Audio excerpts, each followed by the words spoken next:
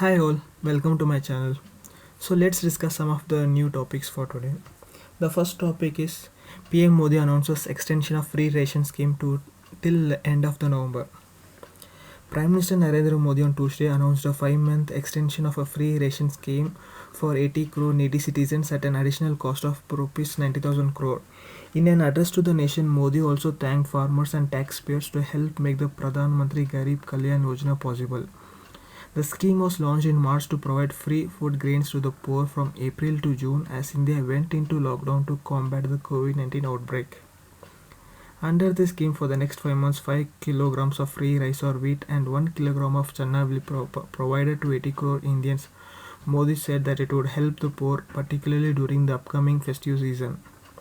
Modi also said the extension of scheme would entail an additional expenditure of rupees 90,000 crore but will ensure food security for 80 crore people through the festive season beginning with Guru Purnima on July 5 to Chhath Puja in November.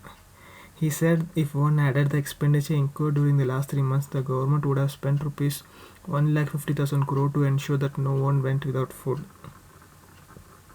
Modi also said during the past 3 months, 20 crore poor households had received direct benefit transfers of rupees 31,000 crore and rupees 18,000 crore was deposited in the bank accounts of 9 crore farmers. Next topic is security outside Taj Hotel in Mumbai beefed up. Two hotels of the Taj Group in Mumbai received threat calls on Tuesday emanating from Pakistan, sending the security forces on high alert. The Mumbai police has increased security outside the Taj Mahal Palace in Colaba and Taj Land Ends at Bandra. According to reports, the caller purportedly identified himself as Lashkar-e-Taiba operative from Pakistan. The number from which the call was made is being investigated. The Mumbai police refused to comment.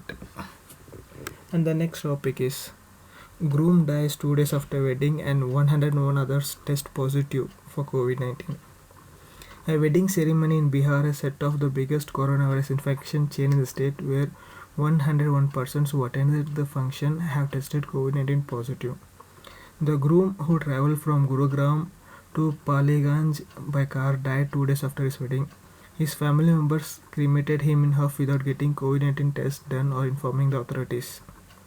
The health department officials went into tizzy after getting the news.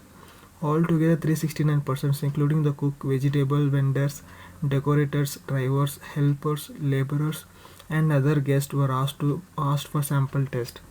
Of this, 101 found to be afflicted with COVID-19. Initially, 15 of the relatives of the groom tested positive. The groom, who was a software engineer in Haryana, was running with high fever even during his wedding day. He was reportedly reluctant to marry owing to his poor health condition. However, his father, a school teacher at Paliganj, asked him to take paracetamol and complete the wedding rituals, said a health department official, wishing not to be identified. Next topic is despite assurance of security, attacks on doctor repeat at Hyderabad Gandhi Hospital. Despite assurance from State Health Minister or top police chief, attacks on doctors are repeating at the state-run Gandhi Hospital in Hyderabad, the nodal hospital for COVID-19 treatment in Telangana. Junior doctors are on agitation at the hospital since Tuesday night, demanding that such attacks be prevented immediately. They are agitated after patients' attendants attacked one of them after learning about their kin's death. According to the doctor who was assaulted, the patient was in critical condition for 2 days on a ventilator. Two attendants, to our surprise, came and confirmed the death, started attacking us with chairs.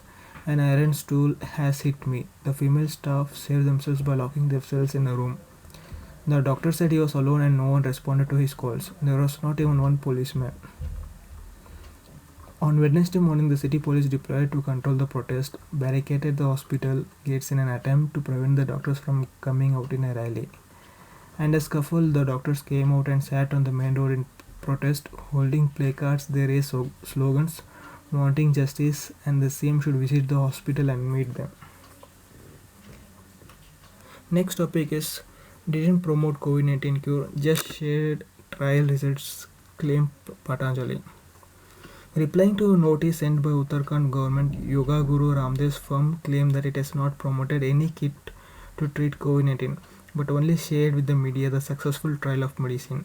Patanjali Ayurved last week launched a drug called Coronil, claiming that it had cured within a week all COVID-19 patients who took part in a trial conducted at the privately run National Institute of Medical Science in Jaipur.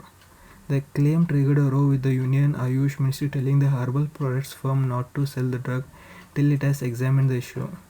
Uttarakhand's Ayurveda department said the firm had only applied for license to manufacture an immunity booster and not a cure for COVID-19.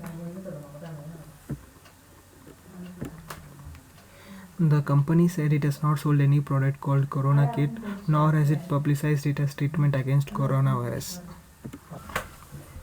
And the next topic is engineering exporters wary of non-clearance of cargo from China at Indian ports. Engineering exporters on Tuesday expressed concern over repeated non-clearance of imported cargo from China at Indian ports, saying the move will disrupt supply chain and subsequently affect exports. Amid heightened border tensions with China, Indian customs officials have started physical inspection of all consignments coming from the neighboring country based on intelligence inputs, though there is no formal order according to government sources. Imports from China are not being cleared at various ports by the customs. EPC members have written to the authorities concerned that this will impact the supply chain, which in turn will affect exports. A source at Engineering Export Promotional Council of India said. According to the source, some of the engineering exporters have conveyed to EPC that the move will have an impact on their operations. One way out is to differentiate steps which are reasonable and those which will have an adverse impact, the source said. Thank you for watching this video. If you like this video, kindly share and comment. Once again, thank you and bye.